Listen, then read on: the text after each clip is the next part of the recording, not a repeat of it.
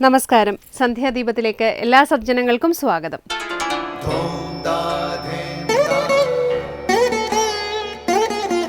ശുഭം ഭവതു കല്യാണമായുസാരോഗ്യവർദ്ധനം സർവദുഃഖ വിനാശായ സന്ധ്യാദീപം നമോസ്തുതേ. നാമം ജപായനം പുണ്യം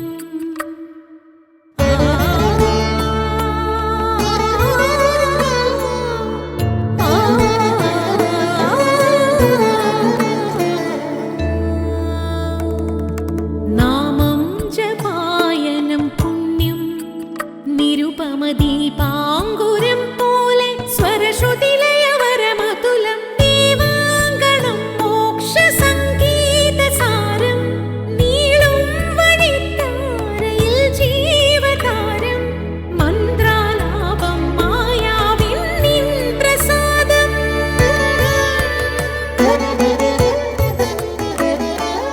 ഇരുൾ നീങ്ങിയുണരുന്ന തെളിനാളദീപം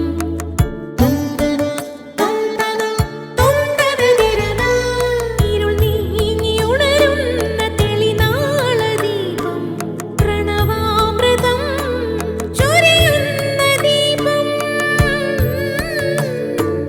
ദീപം ദീപം ദീപം ദീപം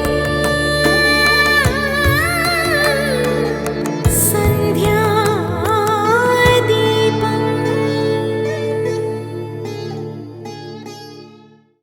സദ്ഗുരു മാതാ അമൃതാനന്ദമയി ദേവിയുടെ ജന്മദിനമാണ് നാളെ. അമ്മയുടെ ജന്മദിനം ശിഷ്യർക്ക് ഗുരുപൂജ കൂടിയാണ്. ഗുരുസങ്കല്പം വിശ്വാസത്തിൻ്റെയോ അവിശ്വാസത്തിൻ്റെയോ ഘടകമല്ല. അത് ആത്മസാക്ഷാത്കാരവുമായി ബന്ധപ്പെട്ട വിഷയമാണ്. ദൈവീകതയുടെ അനുഭവ സാക്ഷാത്കാരത്തിന് നമ്മെ പ്രാപ്തരാക്കുകയാണ് സദ്ഗുരുവായ അമ്മ. നിരന്തരമായ ആത്മീയ പ്രവർത്തനങ്ങളിലൂടെ അമ്മ പ്രത്യക്ഷത്തിൽ ലോകത്ത് കാണിച്ചുകൊണ്ടിരിക്കുന്നതും അതുതന്നെയാണ്. സത്യം അതിൻ്റെ സ്വരൂപത്തിൽ പൂജിച്ചിട്ടുള്ള ആളാണ് സദ്ഗുരു. അങ്ങനെയുള്ള ഗുരുവിൻ്റെ ശിക്ഷണവും അനുകമ്പയും സിദ്ധിക്കുന്ന ശിഷ്യനാണ് ആത്മസാക്ഷാത്കാരത്തിന് പ്രാപ്തനാകുന്നത്. പുറം ലോകത്തിലേക്കുള്ള വഴി നമുക്ക് പരിചിതമാണ്. അതിന് ഇന്ദ്രിയങ്ങളാണ് വഴികാട്ടി. എന്നാൽ ആത്മാവിലേക്കുള്ള വഴി നമുക്കറിയില്ല. അതറിയാവുന്നത് ഗുരുവിനാണ്. സത്യത്തിൻ്റെ പ്രത്യക്ഷ രൂപമാണ് സദ്ഗുരു. അറിയാത്ത ആത്മാവിൻ്റെ വഴിയെ സഞ്ചരിക്കാനാണ് അമ്മ വെളിച്ചമായി മുന്നിൽ നടക്കുന്നത്. ദൈവീകതയുടെ ഉറവ മനുഷ്യഹൃദയമാണെന്ന് അമ്മ എപ്പോഴും ഓർമ്മപ്പെടുത്താറുണ്ട്. തുടർന്ന് നമുക്ക് മാർഗദീപമാകുന്ന ഗുരുവചനം കേൾക്കാം. സാധന ചെയ്യുന്ന ഒരുവന് ലൗകിക കാര്യങ്ങൾ ചർച്ച ചെയ്യുവാനോ അനാവശ്യ സംഭാഷണങ്ങളിൽ ഏർപ്പെടാനോ സമയമുണ്ടാവുകയില്ല, കഴിയുകയുമില്ല. ആരോടും പരുഷമായി സംസാരിക്കാനും മനസ്സുവരില്ല. അന്യരുടെ കുറ്റവും കുറവും കാണുകയും പറയുകയും ചെയ്യുന്നവർക്ക് സാധനയിൽ ഒരിക്കലും പുരോഗതി കൈവരിക്കാൻ കഴിയില്ല. മാതാ അമൃതാനന്ദമയി ദേവി. ഇനി ശ്രീ ശങ്കരാചാര്യ രചിച്ച ശിവാനന്ദലഹരിയിലെ ശ്ലോകം ശ്രീ കാവാലം ശ്രീകുമാർ ആലപിക്കുന്നത് കേൾക്കാം.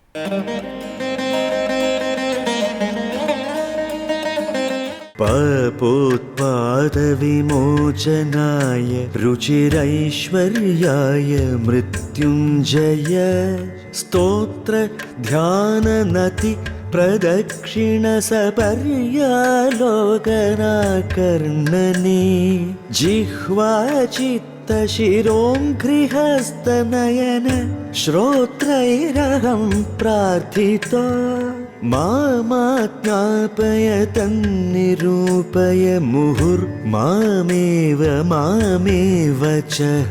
സന്ധ്യാദീപം.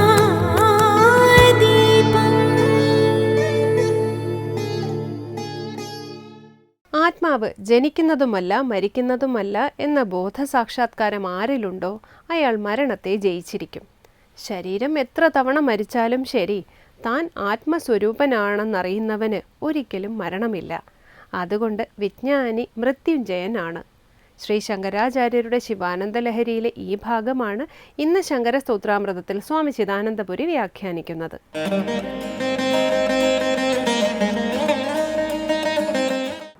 ശ്രീ ശങ്കരകൃതികളിൽ ശിവാനന്ദ ലഹരിയിൽ 40 ശ്ലോകങ്ങൾ നമ്മൾ ശ്രദ്ധിച്ചു. വിവിധങ്ങളായ കാൽപ്പനിക തലങ്ങളിൽ ഇരുന്നു കൊണ്ട് അലങ്കാരികമായി ഭഗവൻ മഹിമയെ ആവർത്തിക്കുന്ന ഭാഗങ്ങളാണ് നമ്മൾ കണ്ടത്. ഇവിടെ ശുദ്ധഭക്തിയുടെ പ്രാർത്ഥനയാണ് അടുത്ത ശ്ലോകം. പാപോത്പാത വിമോചനായ രുചിരൈശ്വര്യായ മൃത്യുഞ്ജയ സ്തോത്രധ്യാന നദിപ്രദക്ഷിണ സപര്യാലോകനാകർണനേ.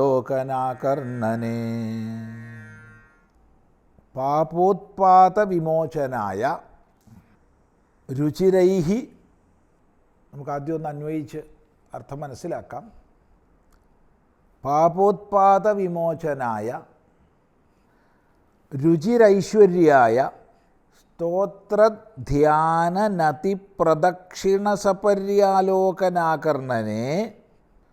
ജിഹ്വാ ചിത്ത ശിരോംഗ്രിഹസ്തനയന ശ്രോത്രൈഃ പ്രാർത്ഥിതഃ മാം ആജ്ഞാപയ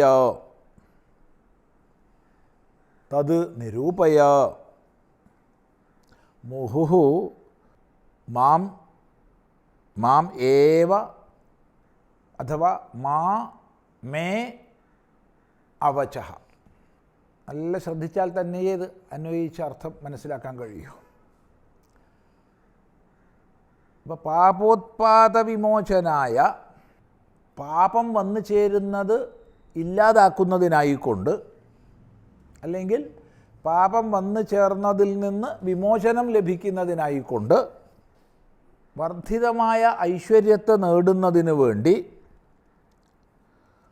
സ്തോത്രധ്യാന നതിപ്രദക്ഷിണ സപര്യാലോകനാകർണനെ, സ്തോത്രം, ധ്യാനം, നമസ്കാരം, പ്രദക്ഷിണം, പൂജ, ദർശനം, ശ്രവണം എന്നിവയിൽ ജിഹ്വ ചിത്ത ശിരോംഗ്രിഹസ്തനയന ശ്രോത്രൈഹി, ജിഹ്വ, ചിത്തം, ശിരസ്, അംഘ്രി, ഹസ്തം, നയനം, ശ്രോത്രം എന്നിവയെക്കൊണ്ട് അഹം, ഞാൻ, പ്രാർത്ഥിതനായിരിക്കുന്നു.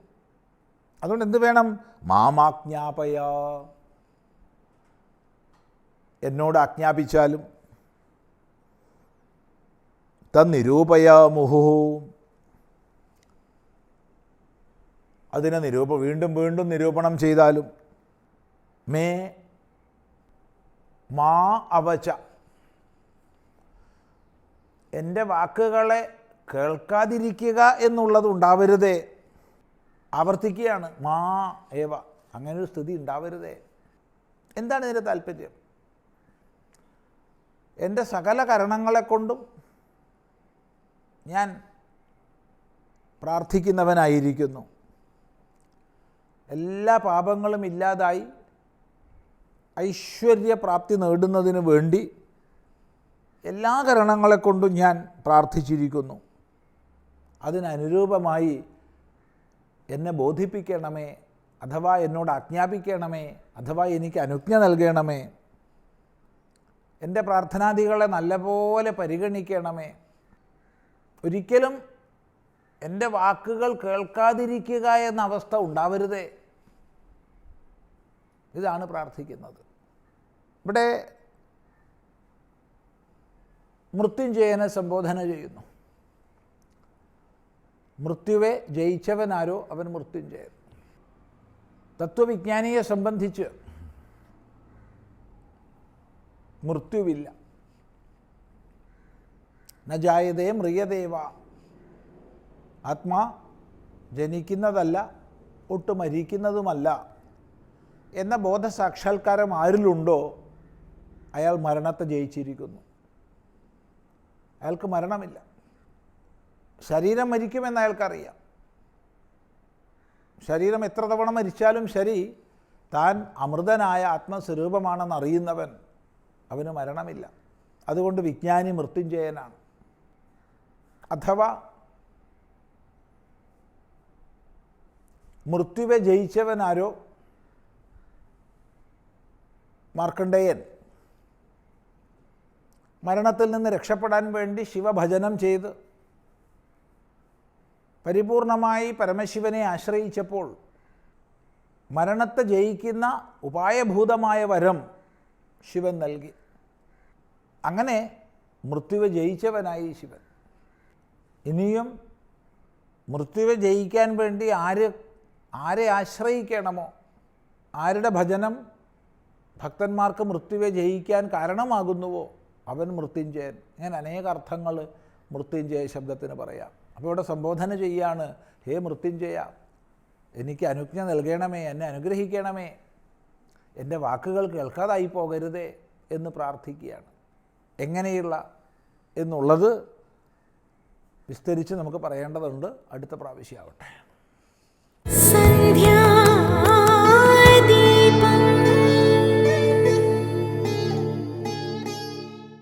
അടുത്തതായി ക്ഷേത്രങ്ങൾ സാധനാ കേന്ദ്രങ്ങൾ എന്ന സെഗ്മെന്റിലേക്ക്.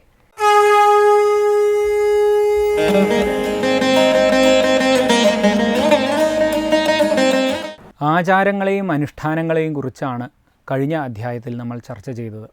ഇനി ക്ഷേത്ര ആചാരങ്ങളും നിയമങ്ങളും എന്ന് പറയുന്ന ഒരു സംജ്ഞയെ നമുക്ക് ചിന്തിക്കാം. എന്താണ് ക്ഷേത്രാചാരങ്ങൾ, എന്താണ് ക്ഷേത്ര നിയമങ്ങൾ എന്നുള്ള വിഷയമാണ് നമ്മൾ ചിന്തിക്കുന്നത്. ഓരോ ക്ഷേത്രത്തിലും ആ ക്ഷേത്രത്തിൻ്റേതായ ആചാരങ്ങളും നിയമങ്ങളും ഉണ്ട്. നമുക്ക് ഉദാഹരണമായിട്ട് നമ്മുടെ ഒരു കുട്ടിയെ ഒരു സ്കൂളിൽ ചേർക്കുന്നു എന്ന് സങ്കല്പിക്കുക. അപ്പോൾ ആ ഒരു സ്കൂളിലേക്ക് ചെല്ലുമ്പോൾ അവിടത്തേതായിട്ടുള്ള ചില സമയക്രമങ്ങൾ, ചില യൂണിഫോമുകൾ, ആ സ്കൂളിൻ്റേത് മാത്രമായിട്ടുള്ള യൂണിഫോമുകൾ, അവിടുത്തെ ചില ചിട്ടകൾ, അങ്ങനെയുള്ള സമ്പ്രദായങ്ങൾ നമുക്ക് കാണാൻ സാധിക്കും. ഇത് ആ സ്കൂളിൻ്റേതായിട്ടുള്ള നിയമങ്ങളാണ്. എൻ്റെ കുട്ടിയെ ആ സ്കൂളിൽ ചേർക്കണം എന്നുണ്ടെങ്കിൽ ഞാൻ ആ സ്കൂളിൻ്റെ നിയമങ്ങൾ പാലിക്കാൻ, അല്ലെങ്കിൽ ആ സ്കൂളിൽ തുടർന്ന് പഠിക്കണമെന്നുണ്ടെങ്കിൽ സ്കൂളിൻ്റേതായിട്ടുള്ള നിയമ സംവിധാനങ്ങളെ പാലിക്കാൻ ഞാൻ ബാധ്യസ്ഥനാണ്. അത് അവിടുത്തെ ഒരു ആചാരക്രമമാണ്. ഇതേപോലെ തന്നെയാണ് ക്ഷേത്രങ്ങളെ സംബന്ധിച്ച് ചിന്തിക്കുമ്പോഴും മനസ്സിലാക്കേണ്ടത്. ക്ഷേത്രങ്ങൾക്ക് വ്യത്യസ്തമായ ആചാരങ്ങളുണ്ട്. ഓരോ ദേശത്തും പല ക്ഷേത്രങ്ങളുണ്ട്. പല ക്ഷേത്രങ്ങളിലും പല തരത്തിലുള്ള ആചാര വൈവിധ്യങ്ങൾ, നിയമക്രമങ്ങളെയൊക്കെ നമുക്ക് കാണാൻ സാധിക്കും. തിരുവനന്തപുരത്ത് പത്മനാഭസ്വാമി ക്ഷേത്രത്തിൽ പോകുമ്പോൾ കാണുന്ന ആചാരക്രമങ്ങളായിരിക്കില്ല നിങ്ങൾ ഈ തിരുവനന്തപുരത്തിൻ്റെ തന്നെ മറ്റൊരു, അല്ലെങ്കിൽ തിരുവനന്തപുരത്തിൻ്റെ ആരൂഢ ക്ഷേത്രം എന്ന സങ്കല്പത്തിൽ പറയപ്പെടുന്ന കാസർഗോഡ് ജില്ലയിലെ അനന്തപുരം ക്ഷേത്രത്തിലേക്ക് പോകുമ്പോൾ നമുക്ക് കാണാൻ സാധിക്കുക. ഇതേപോലെ തന്നെ മധ്യ കേരളത്തിലുള്ള ഗുരുവായൂരിലോ ചോറ്റാനിക്കലയോ ചെല്ലുമ്പോൾ കാണുന്ന ആചാര ക്രമങ്ങൾക്കും നിയമ സംവിധാനങ്ങൾക്കും വ്യത്യാസമുണ്ടാകാം. ഇതൊക്കെ വ്യത്യസ്തമാണ്. നമ്മളുടെ നിത്യജീവിതത്തിൽ തന്നെ ഒരു ഭക്ഷണം പാചകം ചെയ്യുമ്പോൾ അതിന് പുലർത്തേണ്ടുന്ന ചില ആചാരങ്ങളുണ്ട്. ചില പച്ചക്കറികൾ തൊലിയോടുകൂടി മുറിക്കും, ചില പച്ചക്കറികൾ തൊലിയില്ലാതെ മുറിക്കും. അത്തരത്തിൽ അത് ഭക്ഷണം പാചകം ചെയ്യുന്നതിന്, അല്ലെങ്കിൽ ഇതിൻ്റെ അളവിന് പോലും, മുറിക്കുന്ന കഷ്ണത്തിൻ്റെ അളവിന് പോലും വ്യത്യാസങ്ങളുണ്ട്. അത്തരത്തിൽ ഓരോ രീതികളെ, ഓരോ ആചാരങ്ങളെ നമ്മൾ നിത്യജീവിതത്തിലും ആചരിച്ചു വരുന്നുണ്ട്. ഒരു ക്ഷേത്ര ആരാധനാ സമ്പ്രദായത്തിൽ നമ്മൾ ചിന്തിക്കുമ്പോഴും ഇത്തരത്തിലുള്ള ആചാര വൈവിധ്യങ്ങൾക്ക് വളരെയധികം പ്രാധാന്യമുണ്ട്. അവിടെ ചെല്ലുമ്പോൾ ആ ക്ഷേത്രത്തിൻ്റേതായ ചിട്ടകളും വട്ടങ്ങളും പാലിക്കാൻ ഒരു ഭക്തൻ എന്ന നിലയിൽ ഓരോ ഭക്തർക്കും അവിടെ പ്രാധാന്യമുണ്ട്. അവർ അത് വളരെ ഗൗരവത്തോടു കൂടി തന്നെ സ്വീകരിക്കുകയും ആ ആചാരക്രമങ്ങൾക്കനുസൃതമായിട്ട്, ആ ദേവൻ്റേതായിട്ടുള്ള സ്വഭാവവിശേഷങ്ങൾക്കനുസൃതമായിട്ടാണ് ആ ക്ഷേത്രങ്ങളിലുള്ള ആചാരക്രമങ്ങളും നിയമവ്യവസ്ഥകളും ചിട്ടപ്പെടുത്തിയിട്ടുള്ളത്. അത് പാലിക്കാൻ ഓരോ ഭക്തരും ബാധ്യതയുള്ളവരാണ് എന്ന് നമ്മൾ ഓരോ ക്ഷേത്ര ദർശനത്തിലും ഓർക്കേണ്ട വസ്തുതയാണ്.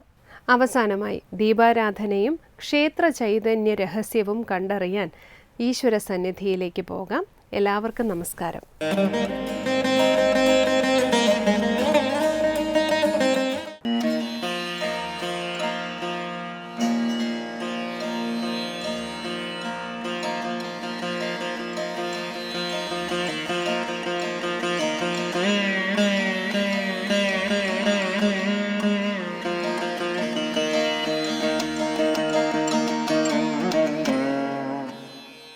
ഒരു ദ്വാപര സംഗീതം പോലെ മനോഹരമായ ആത്മീയ അനുഭവമാണ് ഓരോ ശ്രീകൃഷ്ണസ്വാമി ക്ഷേത്ര ദർശനവും നമുക്ക് നൽകുന്നത്.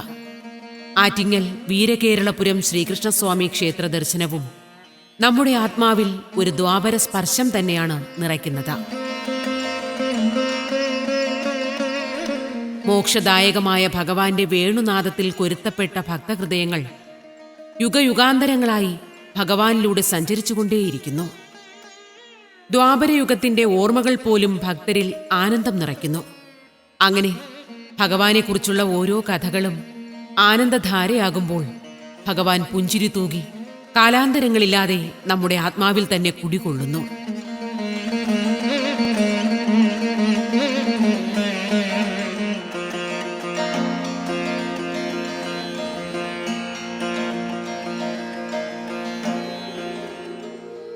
ഭൂമിയിലെ ഏറ്റവും പുണ്യം ചെയ്ത മനുഷ്യർ അമ്പാടി നിവാസികൾ തന്നെയായിരിക്കണം. അമ്പാടിയിലെ ഓരോ ഇലകൾക്കും പൂക്കൾക്കും എന്നുവേണ്ട സർവ്വതിനും ഭഗവാന്റെ പേരു തന്നെയായിരുന്നു.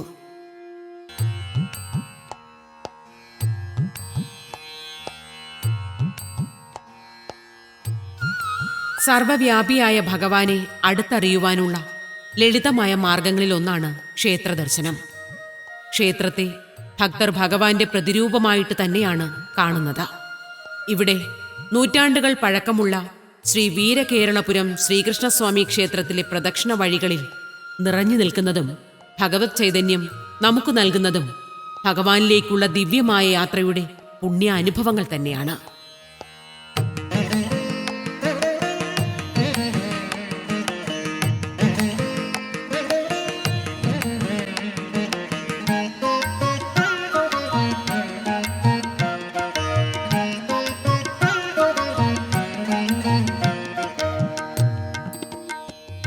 അതിപുരാതനമായ ക്ഷേത്രം എന്ന നിലയ്ക്ക് ക്ഷേത്രത്തിന്റെ ചരിത്ര സൂചനകൾ നൽകുന്നത് AD 1209 1214 ഇടയ്ക്ക് വീരകേരളവർമ്മ തന്നെ സ്ഥാപിച്ചതാണ് ശ്രീ വീരകേരളപുരം ശ്രീകൃഷ്ണസ്വാമി ക്ഷേത്രം. ഈ കാലഘട്ടത്തിൽ വേണാട് ഭരിച്ചിരുന്ന ദേവധരൻ കേരളവർമ്മ രാജാവാണ് ക്ഷേത്രം പണിഞ്ഞതെന്ന് ചരിത്രം വ്യക്തമാക്കുന്നുണ്ട്. ശ്രീകോവിലിന്റെ വലിയ കരിങ്കൽ ഭിത്തിയിലും ബലിക്കലിലുമൊക്കെ ക്ഷേത്ര നിർമ്മാണത്തിന്റെ പഴക്കം നിർണയിക്കുന്ന അടയാളങ്ങൾ കാണാം.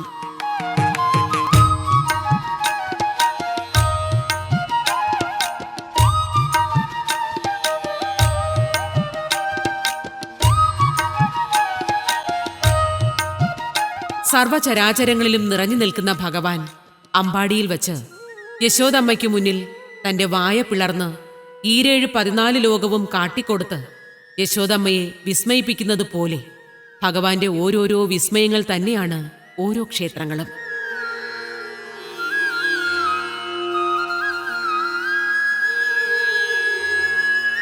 നൂറ്റാണ്ടുകൾ പഴക്കമുള്ള ക്ഷേത്രം പല കാലഘട്ടങ്ങളിലും രൂപമാറ്റങ്ങൾക്ക് വിധേയമായിട്ടുണ്ട്.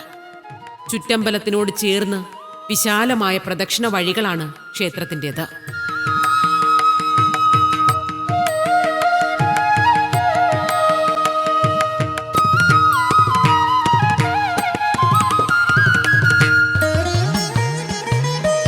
പ്രദക്ഷിണ വഴികളിലൂടെ നടന്ന് പുറത്ത് പ്രതിഷ്ഠിച്ചിട്ടുള്ള ഉപദൈവങ്ങളെ ഭക്തജനങ്ങൾക്ക് വണങ്ങാം.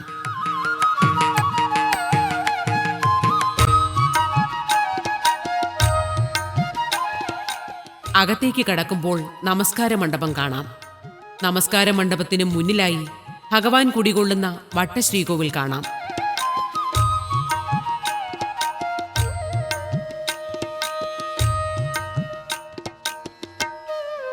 വട്ടശ്രീകോവിലിന് ചുറ്റും ഭഗവാന്റെ ദശാവതാര രൂപങ്ങൾ ദർശിക്കാവുന്നതാണ്.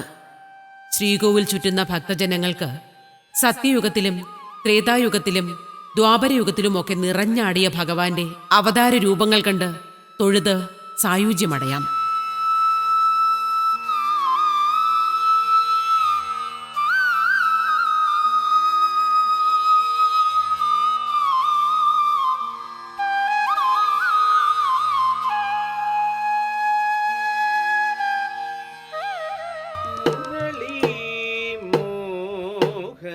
कृष्ण हरे मुरली माधव कृष्ण हरे मुरली मोहन कृष्ण हरे मुरली माधव कृष्ण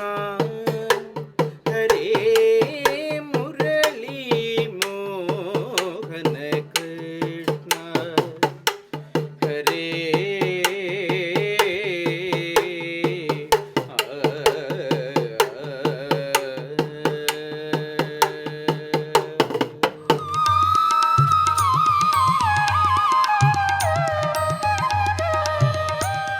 ക്ഷേത്രത്തിന് പുറത്തും അകത്തുമായി ഉപദൈവങ്ങളായി ധർമ്മശാസ്താവ്, ഹനുമാൻ, ഗണപതി, മാടൻ, നാഗർ, ഭൂതത്താൻ എന്നീ ദൈവങ്ങളെ പ്രതിഷ്ഠിച്ചിട്ടുണ്ട്.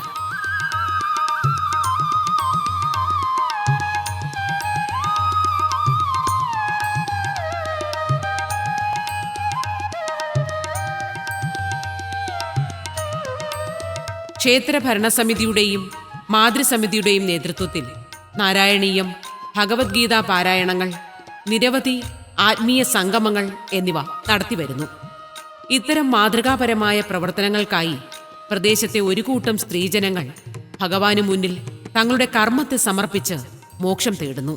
സാന്ദ്രാനന്ദാവബോധാത്മകമനുപമിതം കാലദേശാവധിഭ്യാം നിർമുക്തം നിത്യമോക്തം നിഗമശതസഹസ്രേണ നിർഭാസ്യമാനം അസ്പഷ്ടം ദൃഷ്ടമാത്രേ പുനരുരു പുരുഷാർത്ഥാത്മകം ബ്രഹ്മതത്വം തത്താവദ്ഭാതി സാക്ഷാത് ഗുരുപവനപുരേ ഹന്തഭാഗ്യം ജനാനാം.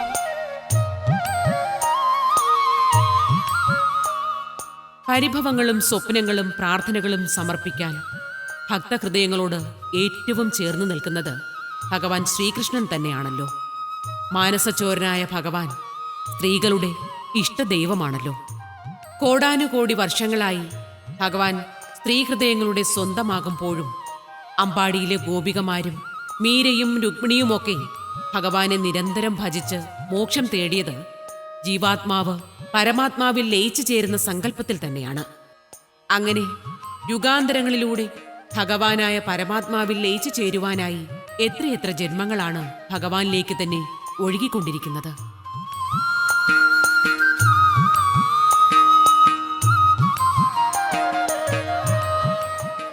മുതിർന്നവർ ആത്മീയ പരിപാടികൾ സംഘടിപ്പിക്കുന്നതോടൊപ്പം പുതുതലമുറയിലേക്കും ഭഗവത് സന്ദേശങ്ങൾ അറിയിക്കുവാനും ആത്മാവിനെയും മനസ്സിനെയും ബുദ്ധിയെയും ഈശ്വരോന്മുഖമായി ജീവിക്കുവാനുമുള്ള പരിശീലന പരിപാടികൾ കുഞ്ഞുങ്ങൾക്കും വേണ്ടി ഇവിടെ സംഘടിപ്പിച്ചു വരുന്നു.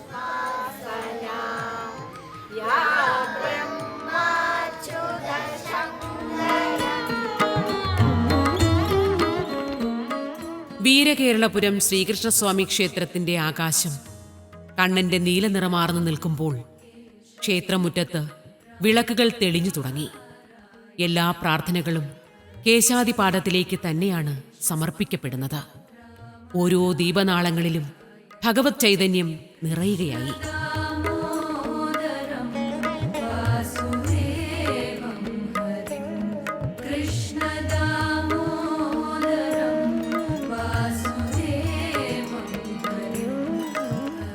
മനോഹരമായ ത്രിസന്ധ്യയിൽ ദർശന പുണ്യത്തിനായി ശ്രീകോവിലിനുള്ളിൽ ഭഗവാൻ ഒരുങ്ങിത്തുടങ്ങി.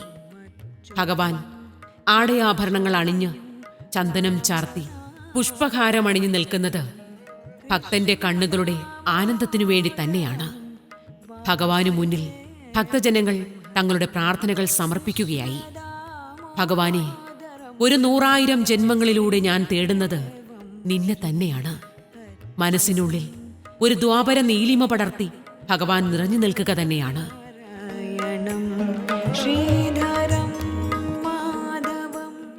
അങ്ങനെ ഭക്തരുടെ പരിഭവങ്ങളും പ്രാർത്ഥനകളും ഭഗവാനു മുന്നിൽ സമർപ്പിക്കപ്പെടുമ്പോൾ ശ്രീകോവിൽ തുറന്ന് ഭഗവാൻ പ്രത്യക്ഷനായി.